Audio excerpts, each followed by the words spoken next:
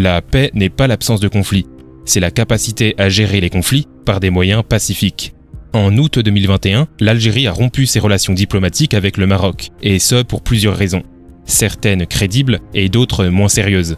Mais ce n'est que le dernier épisode de l'un des conflits les plus autodestructeurs du monde. Il y a 60 ans, le Maroc et l'Algérie semblaient prêts à entrer dans une nouvelle ère, celle de l'indépendance de l'Afrique. Malheureusement, au lieu de travailler main dans la main, les deux pays ont passé plus d'un demi-siècle enfermés dans une rivalité à enjeux élevés.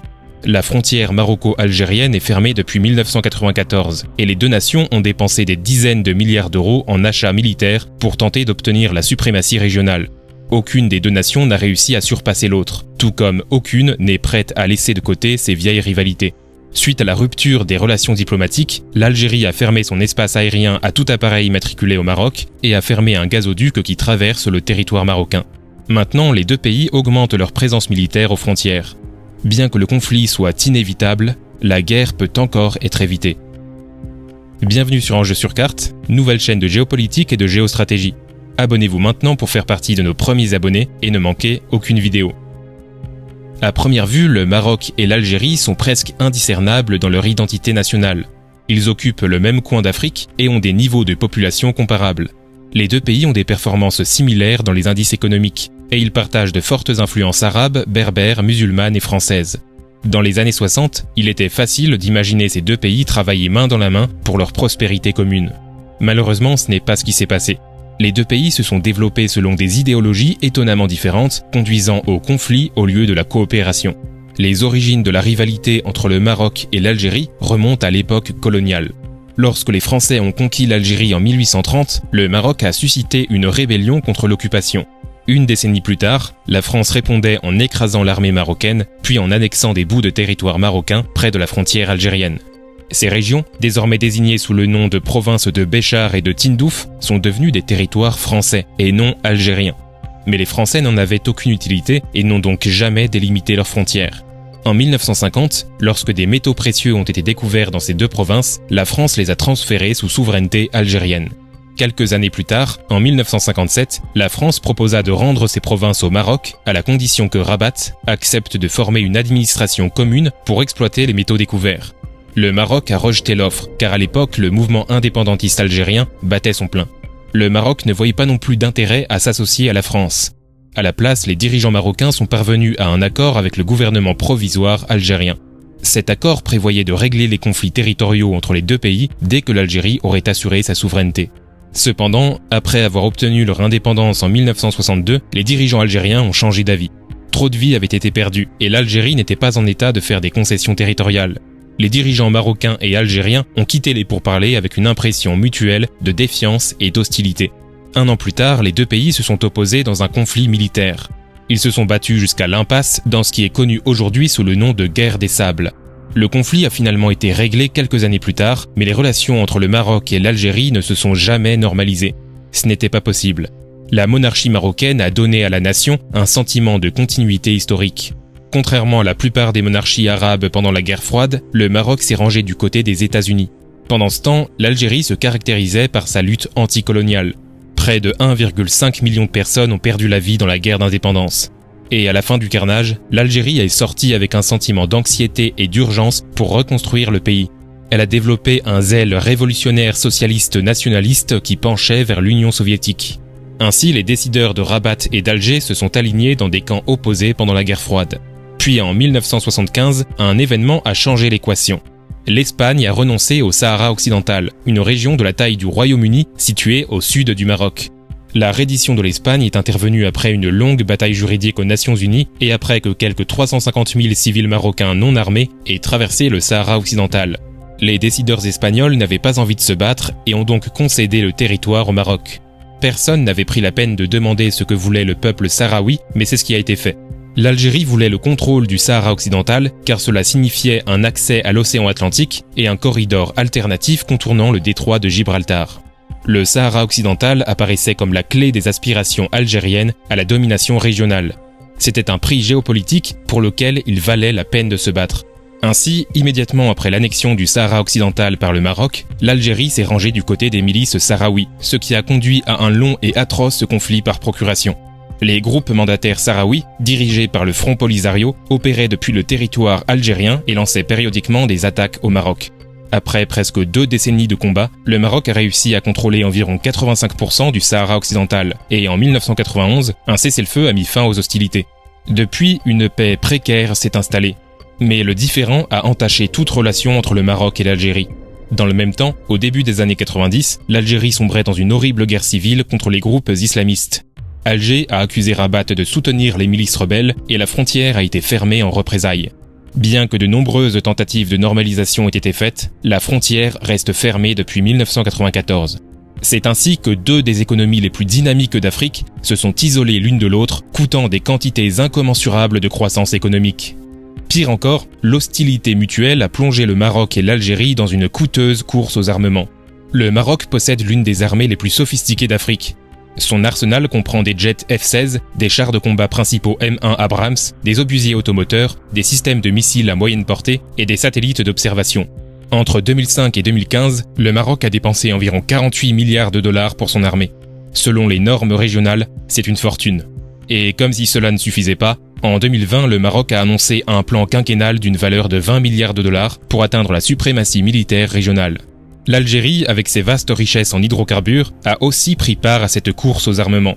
Entre 2005 et 2015, l'Algérie a dépensé 58 milliards de dollars pour sa défense, 10 milliards de plus que le Maroc. Dans la poursuite de la supériorité militaire, l'Algérie s'est dotée de sous-marins de classe Kilo, de frégates, ainsi que de nouveaux jets Su-34 et Su-35. Le matériel militaire que le Maroc et l'Algérie ont acquis dépasse de loin ce dont ils ont besoin pour sécuriser leurs territoires respectifs. Le but est uniquement de surpasser l'autre. De même, chaque ressource dépensée pour acheter des armes de destruction, c'est de l'argent non dépensé pour la construction de routes, de voies ferrées, d'écoles et d'hôpitaux. Chaque partie du pays qui devient une zone de conflit est rendue inutilisable pour les parcs industriels et les terres agricoles. Au dire de tous, on peut affirmer que la course à l'armement entre l'Algérie et le Maroc est non seulement coûteuse, mais autodestructrice. Ces dernières années, les troubles en Libye, les djihadistes dans le Sahel, la chute des prix du pétrole et les restrictions liées au Covid ont lourdement pesé sur les ressources du Maroc et de l'Algérie. Seules les dépenses militaires ont continué de croître, entraînant des tensions dans les 2 pays. Récemment, les dirigeants marocains ont pris des mesures pour améliorer leurs relations avec Israël. En retour, les États-Unis ont reconnu la souveraineté marocaine sur le Sahara occidental. Pendant ce temps, à Alger, l'oligarchie vieillissante qui dirige le pays est en proie à un mouvement de protestation déterminé depuis début 2019. Le président Abdelaziz Bouteflika, qui a régné plus de 20 ans sur le royaume, a démissionné de ses fonctions. Mais les élections suivantes ont connu de moins en moins de participation populaire. De nombreux Algériens ont le sentiment que leur gouvernement reste corrompu et insensible. Des années d'austérité budgétaire ont fortement abîmé les services publics algériens, ce qui a conduit aux protestations actuelles et à l'avènement du mouvement sécessionniste kabyle. La région de Kabylie, au nord-ouest de l'Algérie, est farouchement fière de son héritage berbère. À travers l'histoire, cette région a été parfois autonome ou indépendante. Il y a eu des affrontements violents et il y a eu des moments de réconciliation pacifique. Aujourd'hui, il semble que le gouvernement algérien et le mouvement kabyle aillent dans une direction plutôt violente. En août 2021, une vague de chaleur a déclenché un feu de forêt dans le nord de l'Algérie. Des dizaines de milliers d'hectares de forêt ont été dévastés. Pour l'opposition au gouvernement, la faute revient à l'incompétence des dirigeants algériens. Mais le gouvernement a quant à lui pointé du doigt des organisations kabyles qui auraient, selon lui, déclenché les incendies volontairement. Il s'avère que plusieurs groupes kabyles ont été désignés comme étant des organisations terroristes.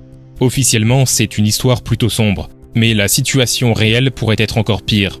Ce que je vais vous dire est spéculatif, mais le fait que plus de 30 soldats algériens soient morts en éteignant des feux de forêt pourrait indiquer que de petits échanges de tirs entre les séparatistes kabyles et les troupes algériennes aient déjà eu lieu. Quoi qu'il en soit, à la mi-août, l'Algérie a accusé le Maroc d'être complice de ces incendies et d'aider physiquement les séparatistes de Kabylie. Le Maroc s'est en effet déjà exprimé au sujet de la Kabylie, à la fois dans le passé et plus récemment.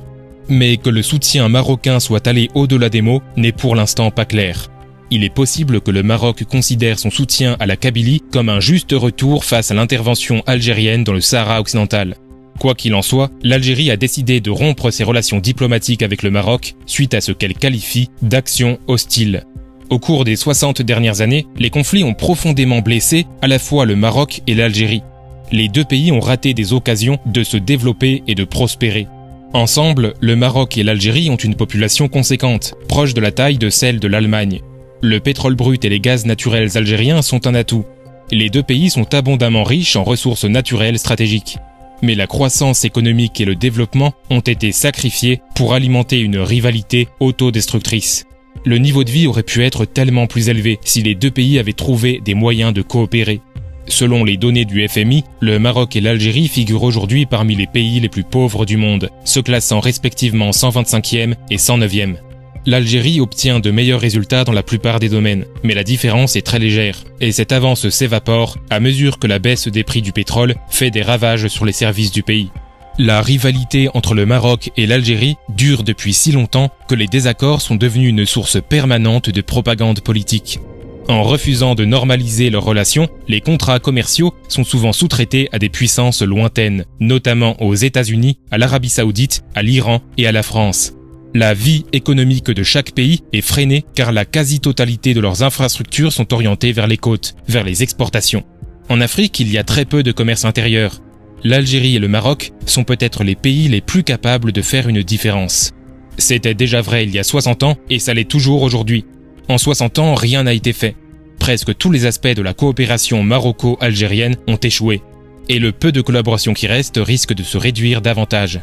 Récemment, l'Algérie a fermé son espace aérien à tout appareil immatriculé au Maroc et a fermé un gazoduc qui traverse le territoire marocain. Le nombre de soldats et de véhicules à la frontière a également augmenté. Ces mesures ne vont pas changer l'équilibre des pouvoirs, mais elles rappellent que la rivalité entre le Maroc et l'Algérie est une vieille blessure. La liste des disputes est longue. Elle comprend la démarcation coloniale, les revendications nationalistes, l'idéologie politique et une course à l'armement pour l'influence sur la région. Les deux pays ont pourtant essayé de se détacher de leur passé. Mais certaines vieilles blessures ne guérissent jamais vraiment, et le moindre mot de travers peut les faire saigner à nouveau.